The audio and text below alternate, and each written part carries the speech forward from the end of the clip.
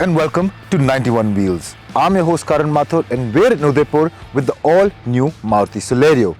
Now Maruti Suzuki is known as the king of the small and mid-size car segments with models like the Swift, Wagoner, Alto and Espresso all enjoying their own share of success. However, the previous generation Celerio didn't enjoy the kind of success that its stablemates did.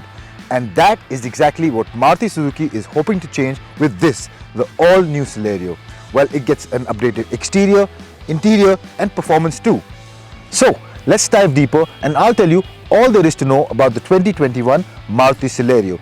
But before I do, if you haven't subscribed to our channel yet, please hit the subscribe button and hit the bell icon in order to be notified about all our upcoming videos. Let's kick things off with the design, and as you guys might have noticed, the new Celerio adopts quite a different design language compared to the previous generation Celerio. That came with edgy lines and a wedge shape, while this one gets curved and rounded off body panels in order to give you that contemporary look. Also, the new design brings the Celerio much closer to the Maruti Suzuki family design language.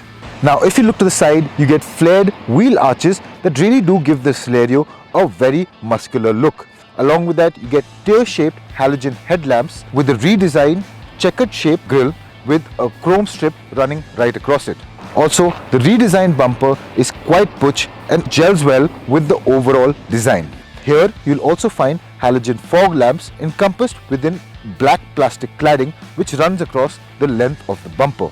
Below that, you find a body-colored diffuser, and the front fascia of the 2021 Maruti Celerio, in my opinion, looks quite appealing and is now unmistakably part of the new HEARTECT family.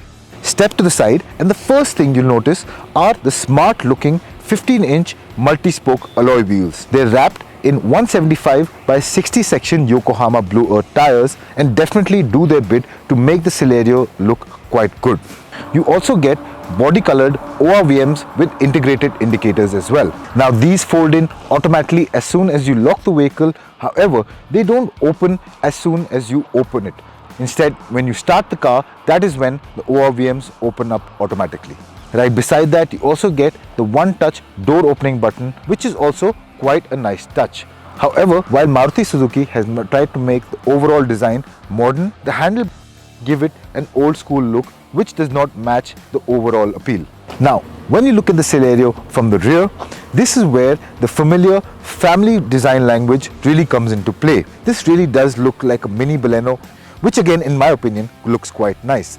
Here, you get teardrop shaped halogen stop lamps, and again, the boot opening mechanism is a handle and a one-touch button which helps you open without the need of having to reach into the pocket and taking out your key just to open the boot. And like the front, the rear bumper has also been redesigned and gets quite a butch look. This also houses the two reflectors and the rear parking sensors.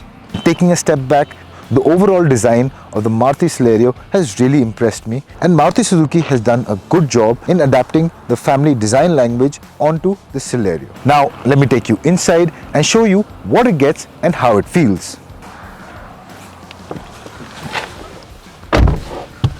Like the exterior, the interior has a completely different feel to it. As soon as you enter, the first thing that greets you is the neatly designed dash layout. It is slightly recessed to free up space, but with sharp cuts and creases has the feel-good factor of a car from a segment higher. In the middle, you'll find a 7-inch touchscreen infotainment system that supports Android Auto and Apple CarPlay. However, akin to the Espresso, does not get a backup camera. Below the touchscreen infotainment, you get rocker switches for the front power windows, central locking system and the hazard lights. And below that, you find manual controls for the HVAC system. At the bottom of the center console, you'll find a USB port for charging or connecting to the infotainment unit along with the 12-volt power socket.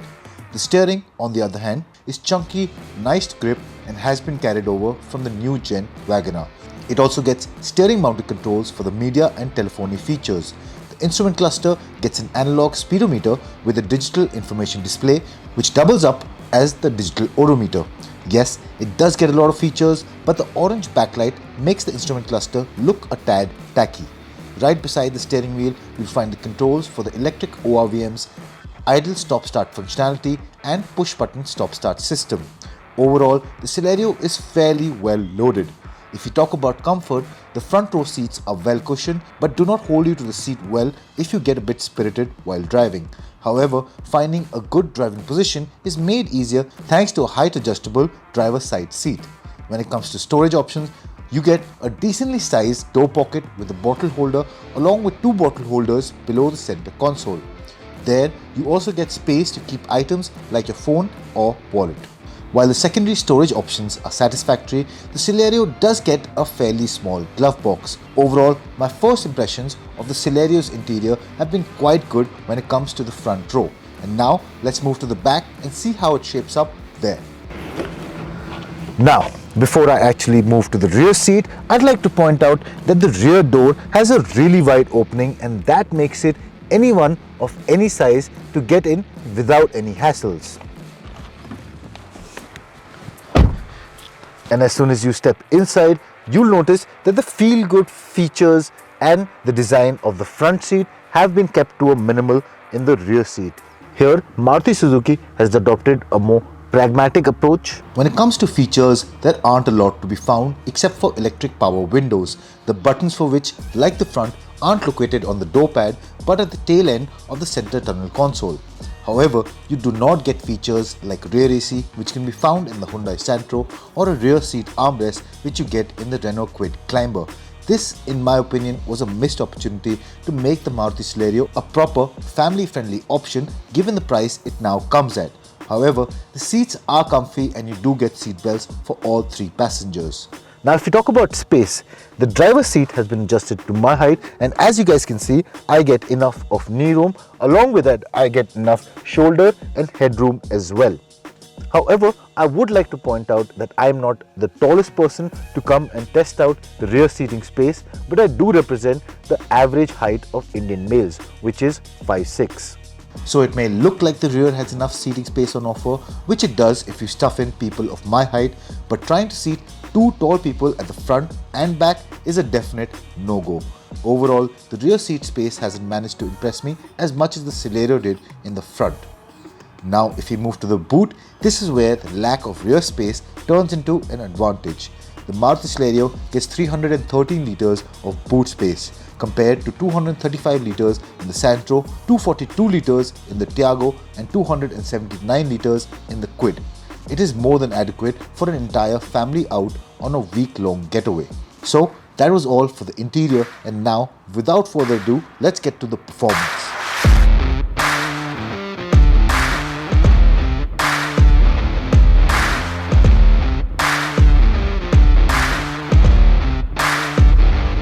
Well, while you guys may have already known what I told you in my previous sections, let's get to the meat of the matter, its performance, how it drives, how it handles, how it brakes, and what is the mileage. Well, let's start with the engine. The new Maruti Celerio gets a 1-litre naturally aspirated K10C petrol motor, which makes 67 bhp and 89 Newton meters of torque. Well, let me tell you, we've driven the new Maruti Celerio for a good 100 kilometers, and in my opinion, while the K10C may not set your pants on fire, but it definitely is a peppy motor, especially when it comes to cities. And when we talk about city driving, while this motor does have a lack of low-end performance, the mid and top-end grunt definitely make up for the lack of get up and go. Slot the 5-speed manual gearbox into first gear, and as soon as you get going, you do feel that until about 1500 RPM, the car does feel that it's building up momentum, but there isn't much of performance below that point. However, when you surge past the 1500 RPM point, that's when this motor comes into its own. It climbs strongly towards the red line, and the performance henceforth can definitely be called eager. Now, while I do admit that this is meant to be a proper city family car, due to the progressive rate at which this engine builds speed, it definitely hides some of those niggles when it comes to slow speed driving and low end grunt. However, one negative aspect which I would like to address is the noise, vibration and harshness. Now, let's get it clear, this is a 3-port motor and they do have their fair share of vibrations. And this is one car which you'll definitely feel that. While the vibrations are definitely not jarring, they do present themselves pottering around city roads and overtaking maneuvers. Now, if we stay on the topic of NVH, the high NVH levels are definitely evident, but they aren't as bad as some of its rivals like the Renault Kwid.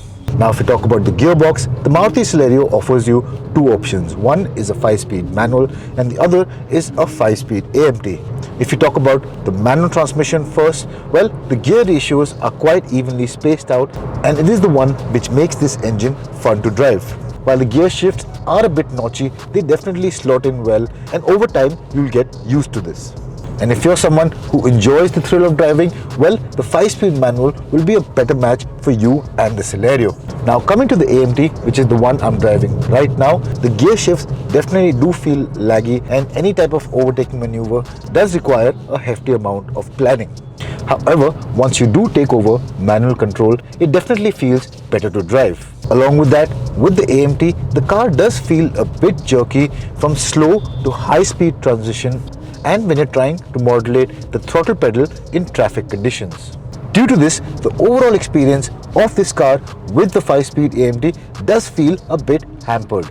Overall, in my opinion, the 5-speed manual is the one to have if you want some amount of fun to add with the practicality that this car offers. Now moving on from the engine, let's talk about how this car handles.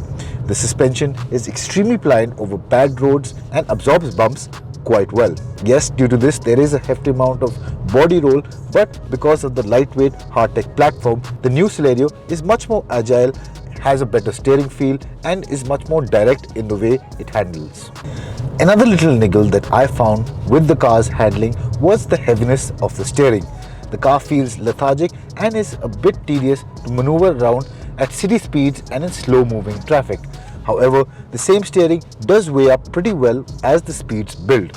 So there I feel it provides a neutral package and balances itself out when it comes to good and bad. So if we talk about braking, the Maruti Celerio gets disc brakes up front and drum brakes at the rear. The braking is quite strong and the pedal is quite progressive when it comes to the feedback. As a result, the car feels confident under braking. However, braking from triple digit speeds, that's when it does get unsettled. However, overall, I did walk away quite impressed when it comes to bringing this car to a halt. Finally, coming to the mileage, the Maruti Celerio gets 26.68 kilometers per litre in its VXI AGS avatar, as claimed by an independent test agency.